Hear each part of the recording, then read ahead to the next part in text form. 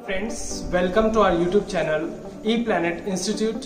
And आज हम बात करने वाले हैं 3 टॉपिक्स के बारे में, जिनमें से एक के बारे में हम पहले डिस्कस कर चुके हैं हमारे लास्ट वीडियो में, लेकिन फिर से हम डिस्कस इसलिए कर रहे हैं क्योंकि बाकी 2 टॉपिक से ये टॉपिक काफी रिलेट रखता है।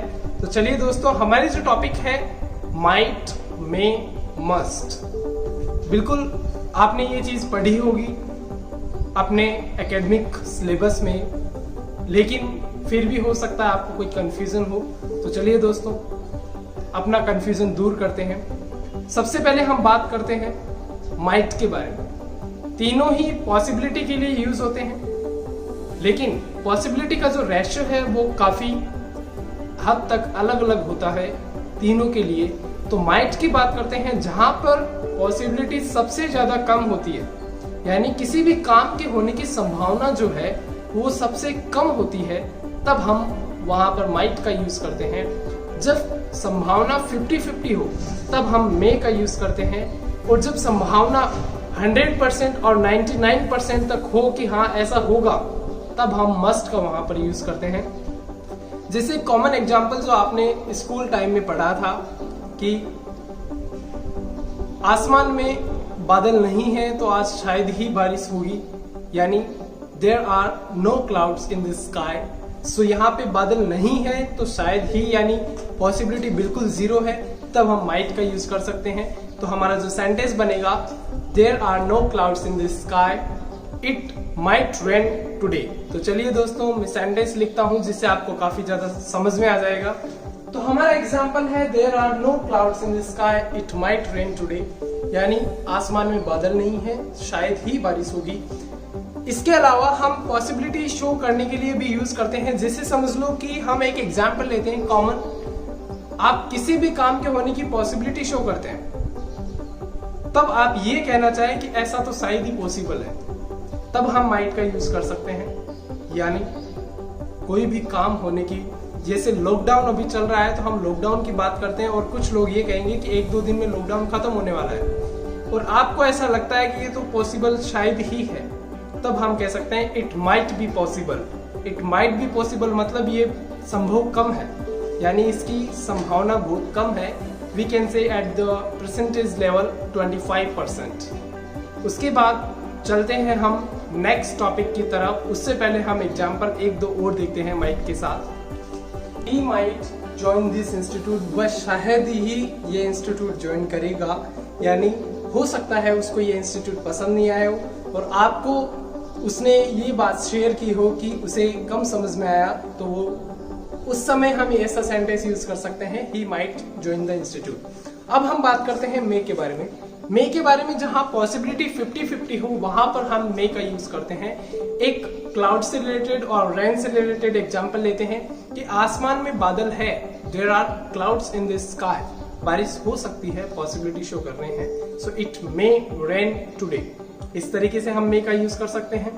उसके बाद मे का यूज और कहां पे किया जाता है, जब हमें किसी से परमिशन की जरूरत हो, तब भी हम मे का यूज करते हैं। ऑब्वियसली आपने सेंटेंसेस स्कूल टाइम में यूज किए होंगे कि may I come in sir, may I go sir, may I state, may I stand up. इस तरीके से जब भी आपको परमिशन की जरूरत हो, इट्स इनफॉर्मल परमिशंस, यानी जहां पे परमिशन लेना कंपलसरी होता है, वहां पर हम मे से परमिशन मांगते हैं। सो इस तरीके से हम परमिशन से सेंटेंसेस बना सकते हैं। और जैसे एक एग्जाम्पल की और बात करते हैं हम, क्या वह यहाँ आ सकता है, मे ही कम हियर, ये संभावना नहीं है, ये एक परमिशन है। यदि मैं परमिशन देता हूँ कि हाँ वो यहाँ आ सकता है, तो मेरा जो सेंटेंस होगा ही मे कम हियर, और यदि मैं मना करूँ तो मैं कह सकता हूँ ही मे नॉट कम हियर। तो इस तरीके से हम मे का यूज कर सकते हैं। तो चलिए 1-2 सेंटेंसेस हम देखते हैं।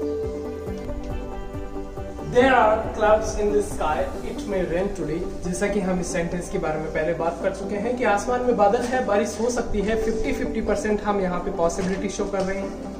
May I have your notebook please? जब आपको किसी की नोटबुक लेनी हो, तो एक तरीका ये भी है हमारे पास किसी से नोटबुक लेने का। इसके अलावा हमने एक पिछले वीडियो में भी बात की थी, किसी से हमें कोई चीज मांगनी हो तो हम यूज करते हैं could I have। Next sentence की तरफ चलते हैं, may he sit here, क्या वह यहाँ बैठ सकता है, पॉसिबिलिटी नहीं शो हो रही है यहाँ पे। यहाँ पर हम परमिशन की बात कर रहे हैं। नेक्स्ट सेंटेंस में ज्वाइन यू, कोई ग्रुप है वो मीटिंग कर रहा है या कॉन्वर्सेशन कर रहा है और आप उन्हें ज्वाइन करना चाहते हैं, और हो सकता है वो पर्सनल कॉन्वर्सेशन कर रहे हो, तब आप वहां पे परमिशन मांगेंगे, तब हम कहेंगे मे आई ज्वाइन यू। अब चलते हैं हम हमारे नेक्स्ट और लास्ट टॉपिक के बारे में, जो है मस्ट। मस्ट का यूज हम कहाँ करते हैं? जहां पर पॉसिबिलिटी बहुत ज्यादा होती है तब हम मस्ट का यूज करते हैं। एक कॉमन एग्जांपल जो हम दोनों टॉपिक्स में ले चुके हैं उसी का एग्जांपल लेते हैं। मेरा सेंटेंस है कि आसमान में काले बादल है, आज तो पक्का बारिश होगी। There are black clouds in the sky। और जब भी आसमान में काले बादल होते हैं तो हमें ऐसा जरूर लगता है कि आज तो बारिश होगी। It must rain today। उसके अलावा जब किसी व्यक्ति को हम ये कहते हैं कि आपको ये काम करना चाहिए, वो उसके लिए जरूरी है, और यदि वो काम ऐसा नहीं करेगा तो उसको हो सकता है किसी प्रकार का कोई नुकसान हो सकता है उसे कोई फाइन भरना पड़े। जैसे स्कूल्स में रूल्स होते हैं, गवर्नमेंट के रूल्स बनाए हुए होते हैं, तो उन रूल्स को यदि आप फॉलो नहीं करते हैं तो आपको, उन गाइडलाइंस को यदि आप फॉलो नहीं करते हैं तो आपको उसका फाइन चुकाना पड़ सकता है, आपको नुकसान झेलना पड़ सकता है। तो इस तरीके से हम सेंटेंसेस पे मस्ट के सेंटेंसेस बना सकते हैं। तो चलिए दोस्तों देखते हैं कुछ ऐसे ही सेंटेंसेस के लिए। There are black clouds in the sky, it must rain today। आज आसमान में काले बादल है, बारिश होगी, यानी संभावना पूरी है। You must follow the traffic rules। Obviously हम सभी जानते हैं यदि ट्रैफिक रूल्स को फॉलो नहीं करेंगे तो या तो हमें नुकसान होगा या फिर हमें फाइन भरना पड़ेगा। इसके अलावा नेक्स्ट सेंटेंस है we must be in discipline. हमें अनुशासन में रहना चाहिए, यदि हम अनुशासन में नहीं रहते हैं तो हमें किसी न किसी तरह का नुकसान जरूर हो सकता है। तो इस तरीके से हम माइट, मे और मस्ट का यूज कर सकते हैं। मिलते हैं एक नए वीडियो के साथ जिसमें हम आपको एक नया टॉपिक के बारे में बताएंगे। तब तक के लिए बने रहिए हमारे चैनल और आपके अपने चैनल ई प्लैनेट इंस्टीट्यूट पर। तब तक के लिए have a great day, bye bye.